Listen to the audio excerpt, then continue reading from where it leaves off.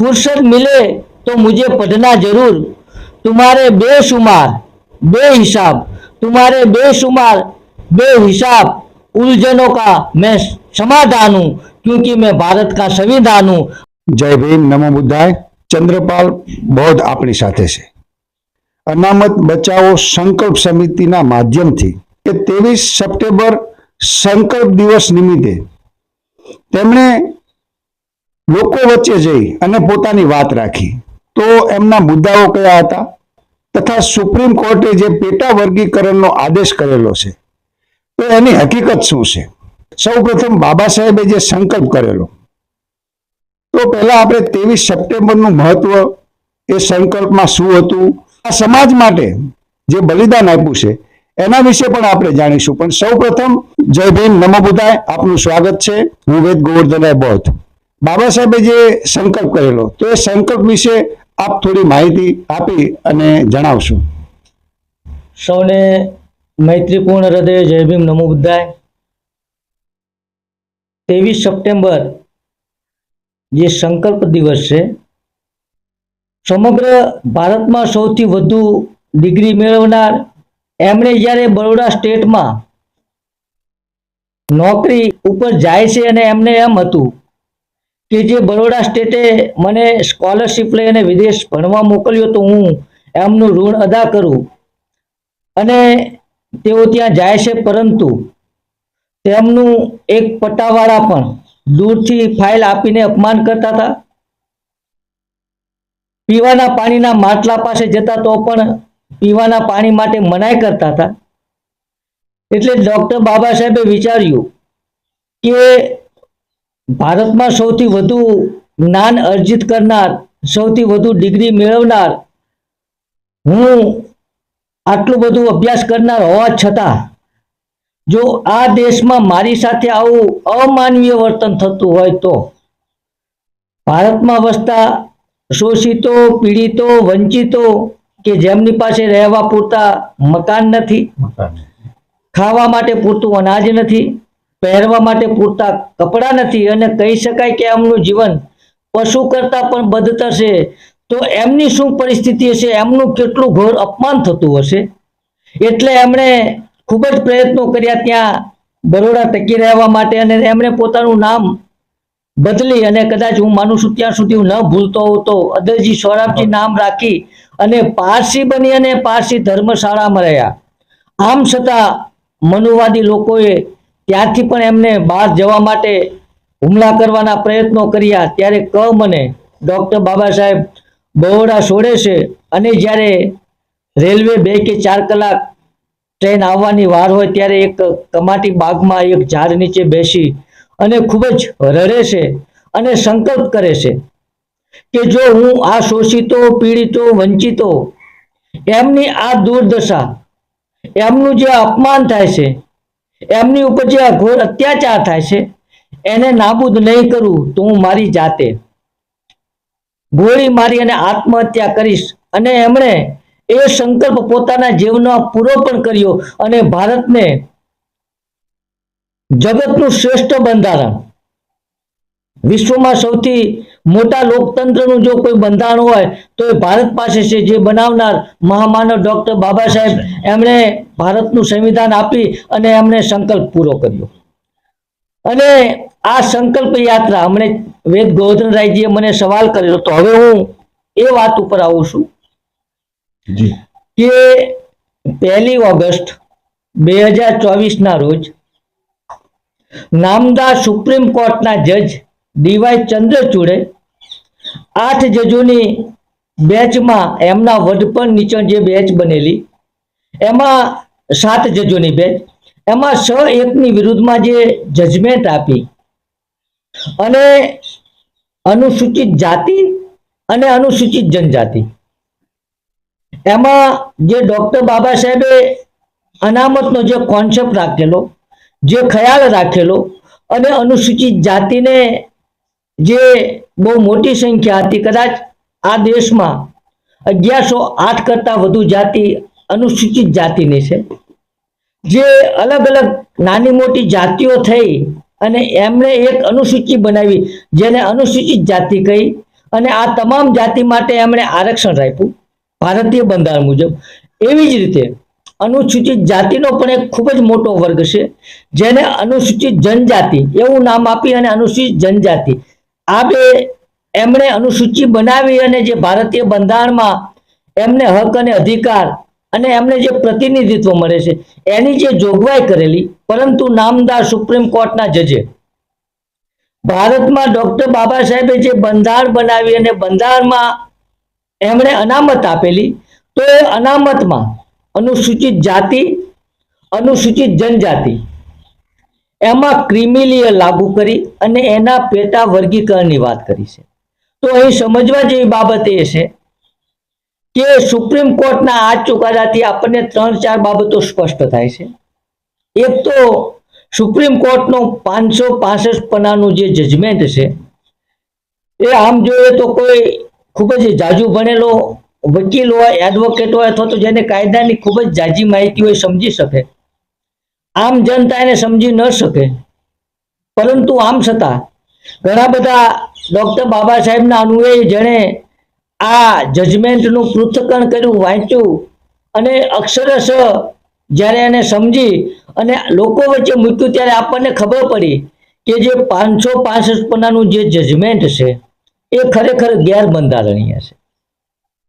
એમાં એમ કહી શકાય કે 565 પાનામાં મોટા ભાગના તો ગીતાના શ્લોકો છે કે કોઈ ધાર્મિક ગ્રંથોની એ વાત છે, ક્યાંક એમણે સ્કંદ પુરાણનો આધાર લીધેલો છે, અથવા તો દરેક જજે પોતાના 25 કે 30 પાનાના પોતાના મંતવ્યો રજૂ કર્યા છે. અરે ભાઈ, આ ભારતીય સુપ્રીમ કોર્ટના તમે જજો છો, અહીંયા પોતાના મંતવ્યો ન ચાલે, અહીંયા ભારતીય સંવિધાન મુજબ તમારે જજમેન્ટ આપવાનું હોય. આમ છતાં એમણે જજમેન્ટમાં સ્પષ્ટ કહેલું છે, બધા 60-65 પાનામાં એમણે એ વાત કરી છે કે અનુસૂચિત જાતિ અને અનુસૂચિત જનજાતિ એ એકરૂપ નથી. કહેવાનો મતલબ કે એમાં પણ ક્યાંક ઊંચ નીચ છે, એકબીજાથી અભડાય છે. અને આ બે જેમણે ગુજરાતમાં જે નવસર્જન સંસ્થા હતી, જે સંસ્થાએ 98 પ્રકારની આભરછેટ બનાવી છે અને કહેલું છે કે આ રીતની છે, અને એનો પુરાવો લીધો. જે આ નવસર્જન ટ્રસ્ટને ભારત સરકારે બેન કરેલું છે, બંધ રાખેલી છે અને એને આવતું ફંડિંગ પણ એમને રદ કરેલું છે. હવે આવા જજમેન્ટમાં નવસર્જનનો જે આ નિર્ણય છે આધાર લીધેલો છે સાહેબ નિર્ણયમાં. જી સાહેબ, જી. હવે આપણે એવું કહી શકાય કે આ રોસ્ટર ક્રમાંકમાં છેડખાની કહેવાય, તો એવું બની શકે કે જે રોસ્ટર ક્રમાંક છે એમાં પણ આમાંથી ફેરબદલ થવાની શક્યતાઓ રહેલી છે. અને જે રીતે એક ષડયંત્ર બહાર આવ્યું છે કે અનામત છીનવી લેવી, તો આપણે અહીં એ પણ યાદ કરીશું કે અનામત બચાવો સંકલ્પ સમિતિમાં તેમની સાથે બીજા પણ મિત્રો હતા, જે લોકો બાબા સાહેબના અનુયાયી હતા, જેઓ જાણે છે કે પેટા વર્ગીકરણથી સમાજને શું નુકસાન થવાનું છે, એસસી એસટી ઓબીસી સમાજને એના શું માઠા પરિણામો ભોગવવા પડશે. તો આપણે એમની સાથે જે મિત્રો હતા, જે સમાજ હિતૈષીઓ હતા, તો એમાંથી હું તમને થોડીક પ્રાથમિક માહિતી આપી દઉં કે અનામત બચાવો સંકલ્પ સમિતિ કે અમદાવાદના ચાંદખેડા વિસ્તારથી જેની શરૂઆત થઈ હતી અને અમદાવાદના અનેક વિસ્તારોમાં એ ફરી હતી, જેવા કે વાસણા, ગોમતીપુર, અમરાઈવાડી, એવા ઘણા બધા વિસ્તારોમાં. અને ત્યાર પછી એક રાત એવી 5 રાત્રિઓ વિતાવી અને પછી બરોડા ખાતે પધારેલ. અને મિત્રોના આપણને નામ પણ જણાવે કે એમની સાથે કોણ કોણ હતા. જી સાહેબ. પહેલા તો એ વાત કે હું એ વાત ઉપર પછી આવીશ, પરંતુ જે 3-4 મુખ્ય મુદ્દાઓ સુપ્રીમ કોર્ટના જજમેન્ટના છે એ જણાવવા પડે એવું છે. તો તમે એકરૂપ નથી અનુસૂચિત જાતિ અને જનજાતિ. બીજું કે ક્રિમિલિયર લાગવાનો મતલબ એ થાય છે કે અનુસૂચિત જાતિ કે જનજાતિના લોકોની આવક જો 6 લાખ હોય અથવા તો એનાથી વધુ હોય તો એને અનામતનો લાભ ન મળે. તો આ કઈ આર્થિકતાના આધાર ઉપર બેઝ ઉપર અનામત આપવામાં આવેલી નહોતી. ત્રીજી બાબત કે પેટા વર્ગીકરણ કરવું એટલે કે આંતરિક વિખવાદ કરવો, આ મોટામાં મોટું ષડયંત્ર છે. અને આ ષડયંત્ર એટલા માટે છે કે જ્યારે 2018માં એટ્રોસિટી એક્ટ મુજબનો જે સુપ્રીમ કોર્ટનો ચુકાદો હતો અને સમગ્ર અનુસૂચિત જાતિ અને જનજાતિના લોકોએ એનો પૂરજોશ વિરોધ કરેલો, એટલે એમણે જોયું કે અનુસૂચિત જાતિ એક બેઝ ઉપર એક થાય છે, એટલે એને તોડવાના પ્રયત્નો કરી રહી છે. જી બિલકુલ સાચી વાત. બીજું કે ત્રીજી બાબત કે તમે એક પેઢીએ નોકરી મેળવી હોય, અનામતનો લાભ લીધો હોય તો એની બીજી પેઢી લાભ ન લે. હવે હું તમારા પ્રશ્નનો હવે પછી જવાબ આપું કે આ સુપ્રીમ કોર્ટના આ જે ચુકાદો 1 ઓગસ્ટ 2024 રોજ આવે છે, એટલે ગુજરાતના, કારણ કે આના ખૂબ જ માઠા પરિણામો અન્ય રાજ્યોની સરખામણીમાં ગુજરાતમાં વધુ પડશે, કારણ કે અન્ય રાજ્યોમાં અનુસૂચિતના 15% છે, જ્યારે ગુજરાતમાં 7% છે. તો માઠા પરિણામો ગુજરાતમાં વધુ આવવાના કારણે ગુજરાતના ડોક્ટર બાબા સાહેબના અનુયાયીએ નક્કી કર્યું, જેમાં ઘણા બધા વકીલો પણ હતા, ઉચ્ચ અધિકારીઓ પણ હતા, જેમાં અશોકભાઈ ચાવડા સાહેબ જે એડવોકેટ છે, હેમંતભાઈ પરમાર, પીએલ રાઠોડ સાહેબ, નીતિન ગુર્જર સાહેબ, આવા તો અનેક લોકો હતા જેમણે આ અનામત બચાવો સંકલ્પ યાત્રા કાઢવાનું નક્કી કર્યું. અને એક મહિલા પણ હતા, મને એવું એ દેખાતું. મહિલા બેનનું નામ મધુબેન કોડિયા કેવું કંઈક નામ એ પણ મને. અને એક મહિલા પણ હતા જેઓ દરેક જગ્યાએ ખૂબ જ સારું પ્રવચન આપતા, અને મહિલાઓમાં પણ જનજાગૃતિનું ખૂબ જ આ ઉચ્ચ લેવલે એમણે અભ્યાસ કરી અને એમણે માર્ગદર્શન આપતા. તો અહીં જે 17 તારીખે ચાંદખેડાથી SC ST OBC અનામત બચાવો સંકલ્પ યાત્રા જે નીકળી, જે 23 તારીખે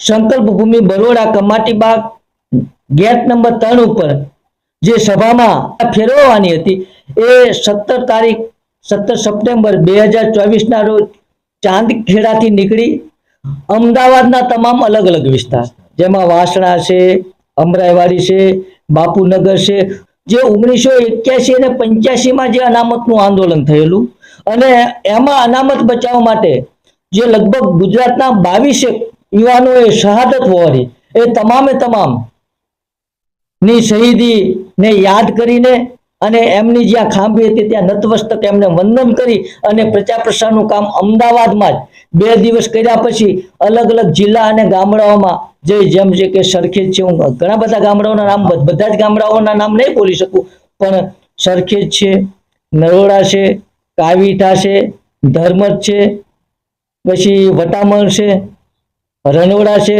ધોળકા છે, એવી રીતે 4-5 જગ્યાએ રાત્રિ રોકાણ થતું આ આંદોલન અથવા તો આ યાત્રા. બરોબર, તમે 5 રાત્રિ રોકાણ. 5 રાત્રિ વચમાં. બરોબર. તો આ રીતે અનામત વર્તમાન સમયમાં જે અનામતનો આ સુપ્રીમ કોર્ટનો ચુકાદો એ ગેરબંધારણીય સાથે એમ કહી શકાય કે ખરેખર આ કાળો કાયદો બનાવે છે, અને જો પૂરજોશમાં આનો વિરોધ નહીં કરવામાં આવે તો આજે તો માત્ર ડોક્ટર બાબા સાહેબે લખેલા બંધારણમાં અનામત ઉપર જ સુપ્રીમ કોર્ટે પ્રહાર કર્યો છે. રહી વાત બીજી કે અનામત બાબતે માત્ર સંસદમાં જ કોઈ નિર્ણય લઈ શકાય કે કઈ જાતિને અનુસૂચિતમાં લેવી કે અનુસૂચિત જનજાતિમાં લેવી અને કોને બહાર કાઢવી, આ નિર્ણય માત્ર સંસદ લઈ શકે. આમ છતાં ગેરબંધારણીય બંધારણથી ઉપરવટ જઈને અમને જે ચુકાદો આપ્યો છે, એ માત્ર ગુજરાત નહીં પરંતુ સમગ્ર ભારતમાં અનુસૂચિત જાતિ અને OBC જે કચડાયેલો વર્ગ છે, જેને ડોક્ટર બાબા સાહેબ ઈચ્છતા હતા કે આ પણ મુખ્ય હરોળમાં આવી અને માનવતાભેરું સન્માનભેર જે જીવન જીવી શકે, એના માટે પ્રતિનિધિત્વની જે વાત હતી અનામત દ્વારા એને ખતમ કરવાનું મોટામાં મોટું ષડયંત્ર સુપ્રીમ કોર્ટના આ ચુકાદા થકી આપણને મળતું હોય એવું લાગે છે. સાહેબ, અનામતમાં પેટા વર્ગીકરણ ની સાથે સાથે આપણે એ વાત કરીશું કે નાના એવા ગામની અંદર ચંદ્રપાલ બૌદ્ધનો જન્મ થયો, એ કોઈ પરિચયની મોહતાજ નથી, પરંતુ હવે લોકો વચ્ચે જે એમને વાત રાખી છે, એમને લોકોનો સહકાર પણ મળ્યો છે. પરંતુ હવે ભવિષ્યની અંદર આપણે જોઈએ તો આ સરકાર આ સુપ્રીમ કોર્ટના ચુકાદાને પડકારવા માટે ભવિષ્યની અંદર અનામત બચાવો સંકલ્પ સમિતિની શું યોજનાઓ હોઈ શકે, અથવા આપણે એમની પાસેથી જાણીશું કે હવે પછી આગળના એમના શું પગલાઓ છે. જી સાહેબ, આગળનું આપણે જણાવો કે આગળ આપની શું રણનીતિ હોઈ શકે.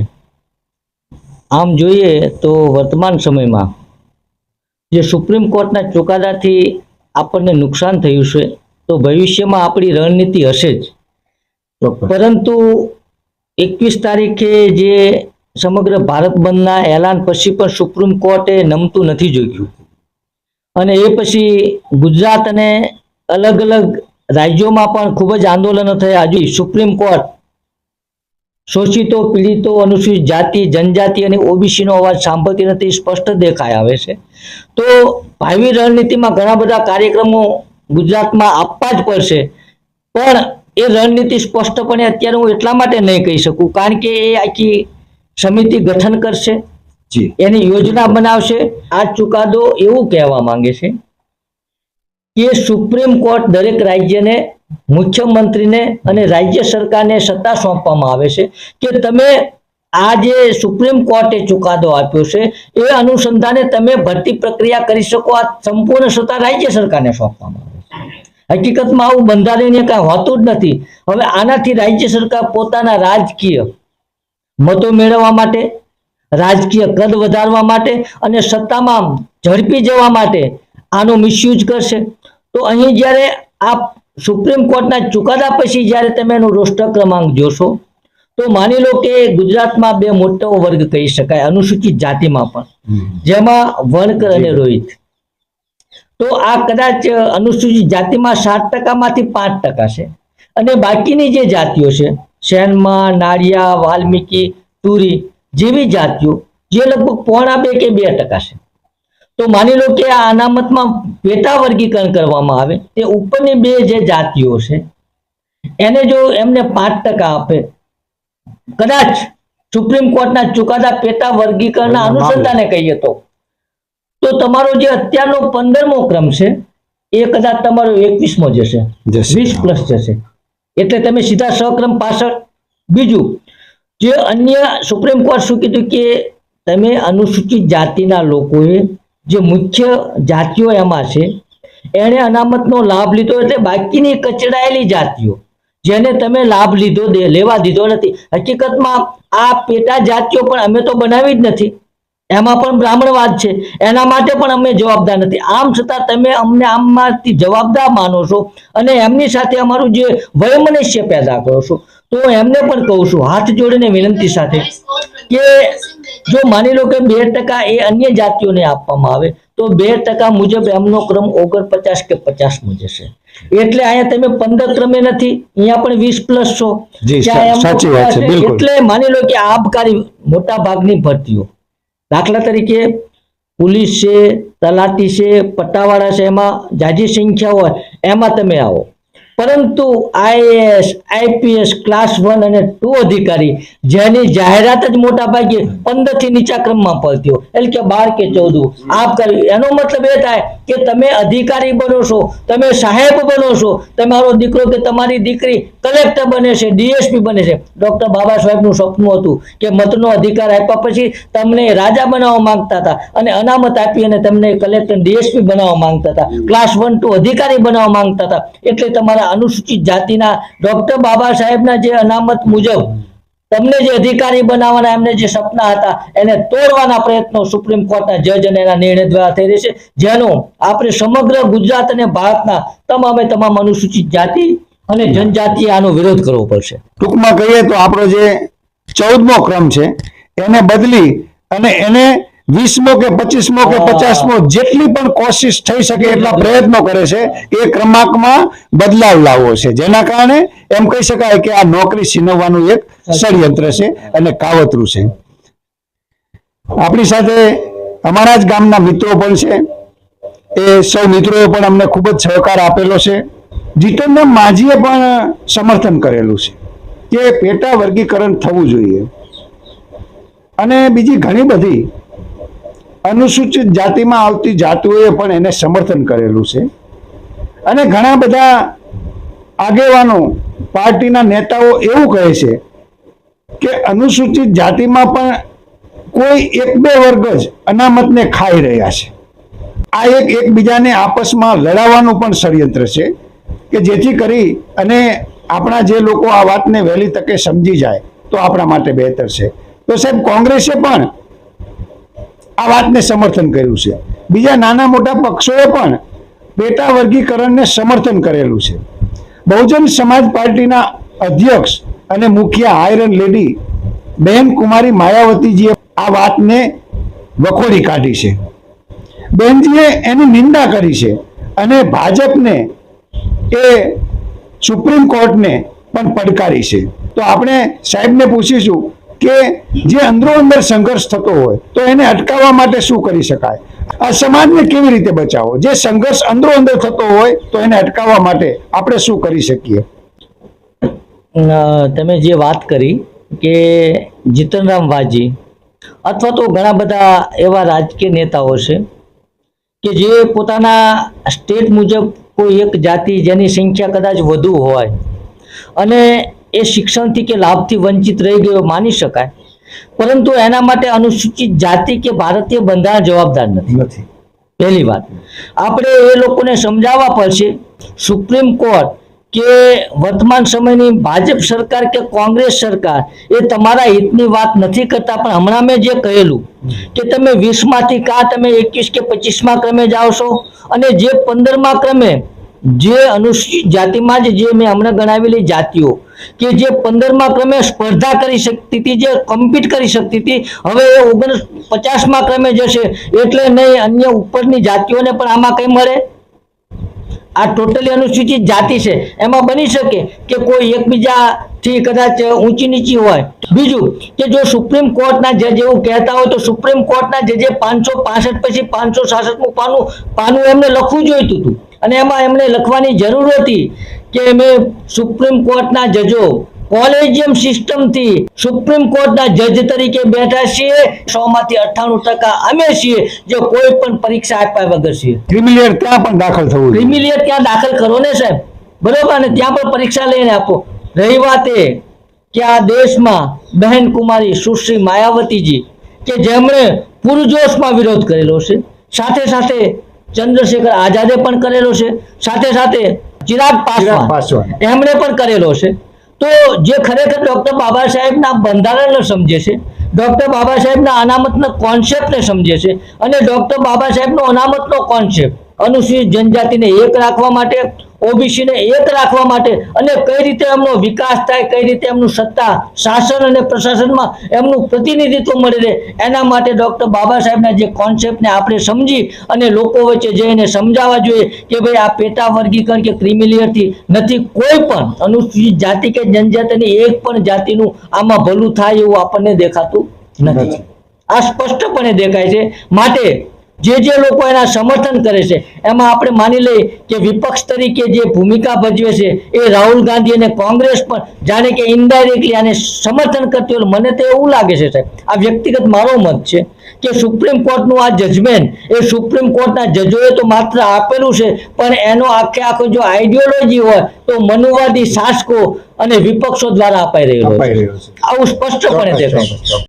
ફુરસત મિલે તો મુझे पढ़ना जरूर, तुम्हारे बेशुमार बेहिसाब, तुम्हारे बेशुमार बेहिसाब उलझनों का मैं समाधान हूं क्योंकि मैं भारत का संविधान हूं. ચંદ્રપાલ બોધે પોતાનો કિંમતી સમય આપી અને સમાજની અંદર જે સમાજ વિરોધી નિર્ણયો હોય, ચાહે એ સુપ્રીમ કોર્ટના હોય કે પછી સરકારના હોય કે વિરોધ પક્ષના હોય, તેમને ખુલ્લી અને મન મૂકીને આપણી સાથે વાત કરી કે નીકળો બહાર મકાનો છે, જંગ લડો બેમાનો છે. આપણી સાથે જે વાતચીત કરી ચંદ્રપાલ બોધ સાહેબે, આપણે તેમને પણ ખૂબ ખૂબ સાધુવાદ કરીશું અને અહીં આપણી વાતને આપણે પૂરી કરીશું. જય ભીમ, નમો બુદ્ધાય.